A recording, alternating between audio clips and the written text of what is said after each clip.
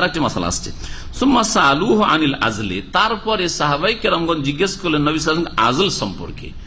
আজল মানে সহবাস করে বীর্যপাত করা, বাইরে বাইরে বীর্যপাত করা, এ উদ্দেশ্যে যাতে করে গর্ভধারণ না করে। এটি ছিল সেই যুগে, কেউ যদি বাচ্চা না নিতে চায় তাহলে একটা পন্থা। আজকাল নতুন নতুন মেলা পন্থা তৈরি হয়েছে, যারা বাচ্চা নিতে চায় না তাদের, কেউ তো স্থায়ীভাবে নিতে চায় না, কেউ কয়েকটা নিয়েছে আর জীবনেও নেব না, আর কেউ হয়তো শারীরিক দিক থেকে দেখে যে ঘন ঘন বাচ্চা হয়ে গেলে অসুবিধা হচ্ছে, যার ফলে একটু ফাঁক দেওয়ার জন্য বিভিন্ন অবস্থা রয়েছে। ইনশাআল্লাহ তাআলা সংক্ষেপে বিষয়টা উল্লেখ করব শেষে, হাদিসগুলির আলোচনা শেষ হলে। আজল তাহলে বুঝতে পারবেন আজল কাকে বলা হয়। ফাকালা রাসূলুল্লাহ সাল্লাল্লাহু আলাইহি ওয়াসাল্লাম, যখন সাহাবারা জিজ্ঞেস করলেন যে আমরা আজল করতে পারবো কি পারবো না, সহবাস করে বাইরে আমরা বীর্যপাত করতে পারবো কি পারবো না যাতে বাচ্চা না ধরে যায়, নবী সাল্লাল্লাহু আলাইহি ওয়াসাল্লাম বলে যালিকাল ওয়াদুল খাফি, এটা হচ্ছে গোপনে জীবন্ত দাফন করা বা প্রথিত করা। গোপনে বাচ্চাদের, সন্তানদের কি করা? জীবন্ত দাফন করা। কিন্তু আলওয়াদ স্পষ্ট বললেন না, আলওয়াদ আল-যাহির স্পষ্ট নয়, স্পষ্ট দাফন করা, জীবন্ত দাফন করা। মেয়েদেরকে যে জাহিলিয়াতের জামানায় বেশ কিছু গোত্রের লোকেরা, সকল কাফের না, আমাদের অনেক বক্তারে বলে যে আরবের মুশরিকরা সবাই নিজের মেয়েদেরকে দাফন করে দিত। আরে সবাই যদি মেয়ে দাফন করে দিত তো মেয়ে কোথা থেকে পাওয়া যেত, তার বিয়ে করতে করতে, ঠিক না? এই প্রশ্ন তার কোনদিন জাগলো না আমাদের সভাপতি। বক্তাদের কথা শুধু শুনতে থাকলেন যে মক্কার লোকেরা মেয়েদেরকে কি করতো? জীবন্ত দাফন করে দিত। ঢালাহারে না না না, কিছু কিছু গোত্রের লোকেরা, কিছু গোত্রের লোকেরা দারিদ্রের ভয়ে আর তারপরে লজ্জায়, মেয়ে ঘরে মেয়ে জন্মেছে, লোকে কি বলবে, তারা বিভিন্ন গোত্রের ছিলেন, তারা তাদের মধ্যে এই বদ আচরণটি ছিল, তারা করত এই কাজটি। ইসলাম কবুল করার পরে তারা তওবা করেছেন, অনুতপ্ত হয়েছেন, লজ্জিত হয়েছেন, আর যারা কুফরের অবস্থায় মারা গেছে। জি, এই ছিল একটি হাদিস। এই বিষয়ের ওপর আর দুইটি হাদিস আছে, একসাথে তরজমা এবং সংক্ষিপ্ত ব্যাখ্যা করেনি, তারপরে বিস্তারিত মাসলা মাসাইলগুলি আলোচনা করব। দ্বিতীয় হাদিস, ওয়ান আবি সাঈদ খুদরী রাদিয়াল্লাহু আনহু আন্না রাজুলান ক্বালা ইয়া রাসূলাল্লাহ ইন্না লি জারিয়া ওয়া আনা আযিলু আনহা ওয়া আনা আকরাহু আন তাহমিলা ওয়া আনা উরিদু মা ইউরিদুর রিজাল ওয়া ইন্নাল ইয়াহুদা তুহাদ্দিসু আন্নাল আযলা আল মাউউদাতুস সুগরা ক্বালা কাযাবাতিল ইয়াহুদ লাউ আরাদাল্লাহু আন ইয়াখলুকাহু মাসতাতা'ত আন তাসরিফা। রাহু আহমদ ওয়া আবু দাউদ ওয়াল লাফযু লাহু ওয়ান নাসাঈ ওয়াত তাহাবী ওয়া রিজালুহু সিকাত। আবু সাঈদ খুদরী রাদিয়াল্লাহু তাআলা আনহু থেকে বর্ণিত, তিনি বলেছেন আন্না রাজুলান ক্বালা ইয়া রাসূলুল্লাহ, একজন লোক এসে বলল, হে আল্লাহর রাসূল, ইন্না লি জারিয়া, আমার একটি দাসী আছে। আর কৃত দাসী হলে স্ত্রীর মতো তার সাথে সহবাস যায়। কৃত দাসী, কাজের মেয়ে দাসী নয়। আজকাল বর্তমান যুগে দাস প্রথা নেই, সুতরাং দাসী বলে কোনো কিছু নেই। অনেক মূর্খরা মনে করে যে খাদেমা হচ্ছে দাসী, না, খাদেমা দাসী নয়, স্বাধীন মহিলা। তোমার ঘরে চাকরি করার জন্য এসছে, চাকরি করে, যেমন বাইরে আপনারা চাকরি করেন, ওরা ঘরের ভিতরে হয়তো চাকরি করে, হাউস ড্রাইভার যেমন চাকরি করে, ওই রকম খাদেমা চাকরি করে, এরা দাসী নয়। সুতরাং তাদের সাথে যদি কেউ জেনা করে, সেটা জেনা, সেটা সহবাস নয়, সেটা হালাল নয়। দাসী জিহাদ ফি সাবিলিল্লাহর মাধ্যমে অথবা জিহাদ ফি সাবিলিল্লাহর মাধ্যমে যারা পেয়েছে তাদের কাছ থেকে যদি বৈধভাবে কিনে নেয়, স্বাধীন কোন মহিলাকে বা কোন পুরুষকে দাস দাসী না বানানো হয়, তাহলে সেটা হচ্ছে দাস দাসী, যেটা শরীয়তে আছে, ছিল, দীর্ঘকাল ছিল, তারপরে সেটা বর্তমানে বাস্তবে উঠে গেছে। সুতরাং বাস্তবে এখন কোথাও দাস দাসী লিগালি নেই, সবগুলো ইল্লিগাল, জি, অবৈধ। কেউ যদি বলে এখনো দাসী আছে, সব অবৈধ, সবগুলো, জি। স্বাধীন মহিলাকে জবরদস্তি ধরে উঠিয়ে নিয়ে হয়তো দাসী বানিয়ে জেনা ব্যভিচার। আবু সাঈদ খুদরী রাদিয়াল্লাহু তাআলা আনহু থেকে বর্ণিত, তিনি বলছেন যে এক লোক বলল, হে আল্লাহর রাসূল, ইন্না লি জারিয়া, আমার এক দাসী রয়েছে, ও আনা আজিলু আনহা, আমি তার সাথে সহবাস করি, আজল করি, মানে বাইরে বীর্যপাত করি। কেন? কারণ হচ্ছে ও আনা আকরাহু আন তাহমিল, সে গর্ভধারণ করুক, এটা আমি পছন্দ করি না। দাসী দাসী স্ত্রীর মতো নয়, তার কাজ কাম বেশি, তার কাছ থেকে কাজ নিতে চাই। সুতরাং আমি চাই না যে আমার দাসীটা গর্ভধারণ করে, গর্ভধারণ করলে বাচ্চা নিয়ে ব্যস্ত হয়ে যাবে, তখন সংসারে আরো যে কাজকর্ম রয়েছে সেগুলো কাজ বেশি করতে পারবে না। চাই না যে আমার দাসীটা কি হোক, গর্ভধারণ করুক। এই জন্য আমি বাইরে বীর্যপাত করতে চাইছি। ওয়া আনা উরিদু মা ইউরিদুর রিজাল, আর আমি তার সাথে সহবাস করতে চাই যেমন অন্য পুরুষরা আছে। কারণ পুরুষের প্রয়োজন রয়েছে, স্ত্রী যেমন প্রয়োজন রয়েছে, দাসীর প্রয়োজন, দাসীর সাথে আমি মেলামেশা করতে চাই, আনা ওরিদ মা ইউরিদুর রিজাল, আর আমি চাই যা অন্য পুরুষরা চাই, মানে তার সাথে সহবাস করতে চাই, আর গর্ভ যেন না ধারণ করে এটাও আমি চাই। উদ্দেশ্য কি তার?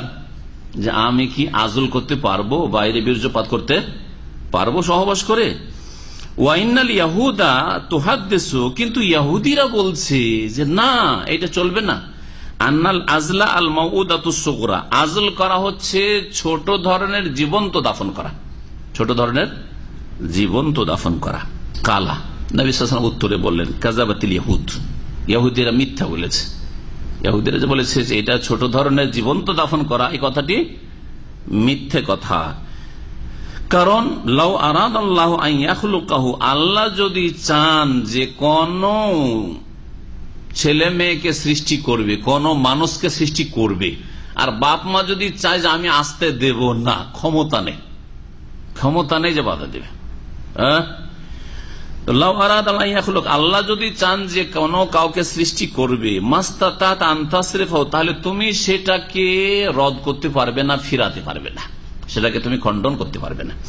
হাদিস ইমাম আহমদ বর্ণনা করেছেন, আবু দাউদ বর্ণনা করেছেন, ওয়াল্লাফজুল্লাহু, আবু দাউদের বাক্য রয়েছে, নাসাইতে রয়েছে, ইমাম তাহাবি তার কিতাব বর্ণনা করেছেন, হাদিসের কিতাব রয়েছে তার, ওয়ারিজালুহু সিকাত, আর এর বর্ণনাকারীরা সবাই নির্ভরযোগ্য।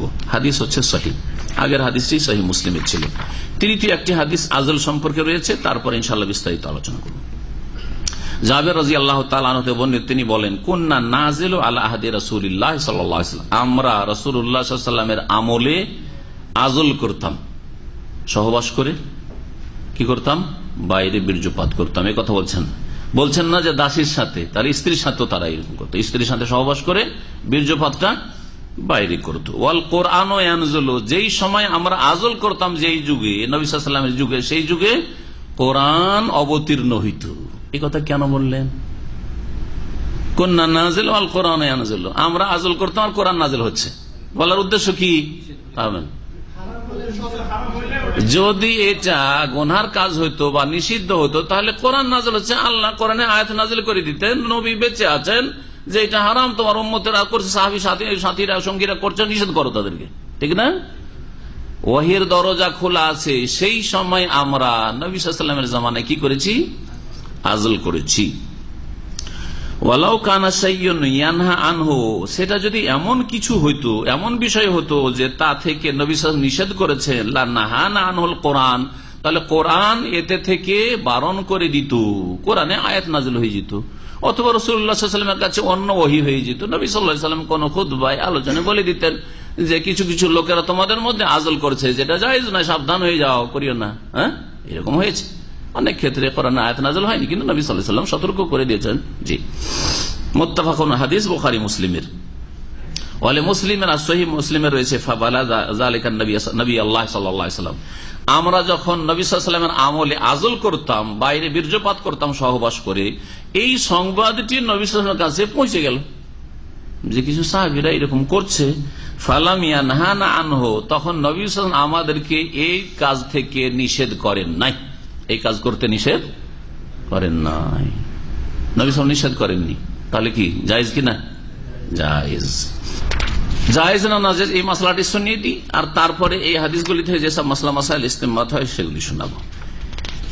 আজল করা, স্ত্রীর সাথে সহবাস করে বাইরে বীর্যপাত করা জায়েজ কিনা, এই বিষয়ে দুটি মত রয়েছে। তিনজন ইমাম, ইমাম আবু হানিফা রাহিমাহুল্লাহ, ইমাম শাফি রাহিমাহুল্লাহ, ইমাম মালিক রাহিমাহুল্লাহ বলছেন যে আজল করা জায়েজ, বিনা কোনো শর্তে জায়েজ।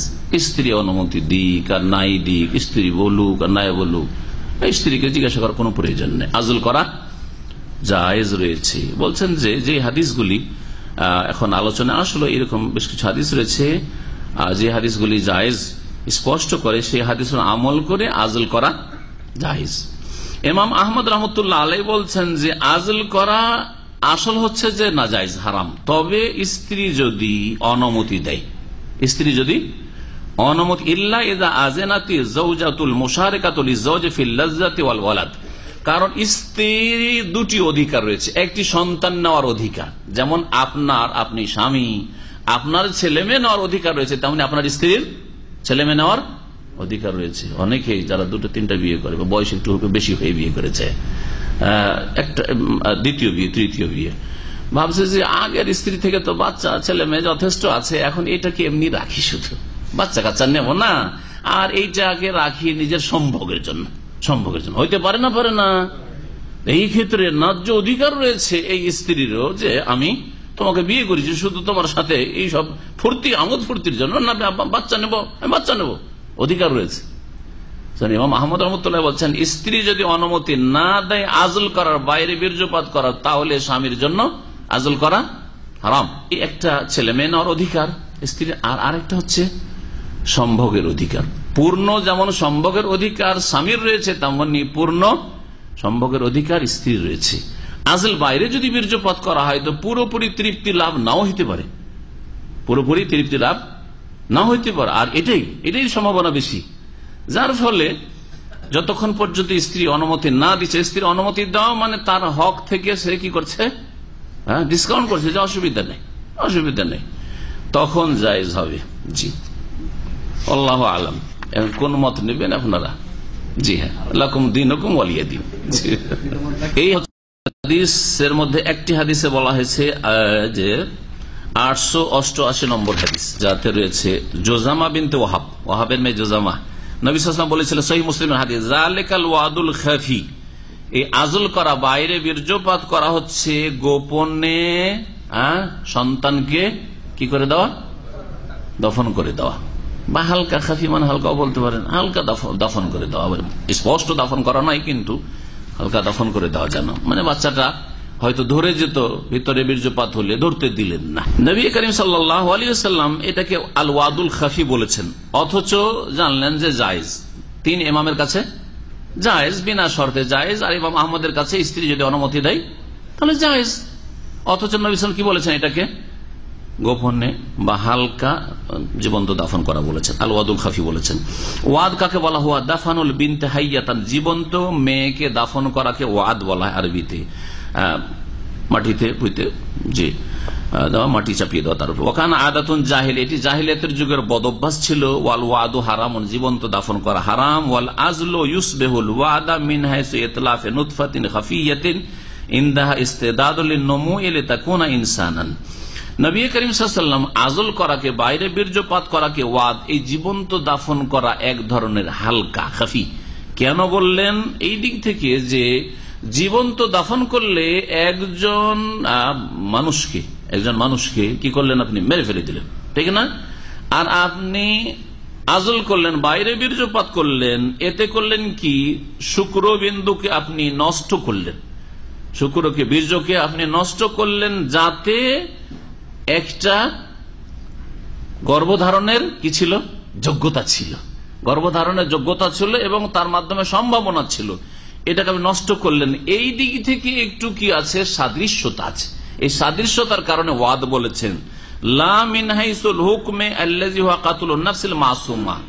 এই দিক থেকে বলা হয়নি যে হুকুমের দিক থেকে এটাও খুন করার ওইটাও খুন করা, এটা বলা হয়নি, এটা বলা হয়নি। হুকুমের দিক থেকে নিষ্পাপকে খুন করা, নির্দোষীকে খুন করা চরম অপরাধ। 5টি শাস্তির কথা আল্লাহ পাক বলেছেন, যে জীবন্ত দাফন করলো, অথবা পেটেই আছে বাচ্চা কিন্তু 120 দিন হয়ে গেছে, রুহ চলে এসছে, তারপরে যদি অ্যাবর্শন করে, বাচ্চা নষ্ট করে, তাহলে জীবন্ত মানুষকে হত্যা করলো, এটা চরম অপরাধ, বর্বরতা এবং বড় কাবিরা গুনাহ। শিরকের পরে সবচেয়ে বড় কাবিরা গুনাহ হচ্ছে খুন করা, কিন্তু আজলটি তেমন নয়।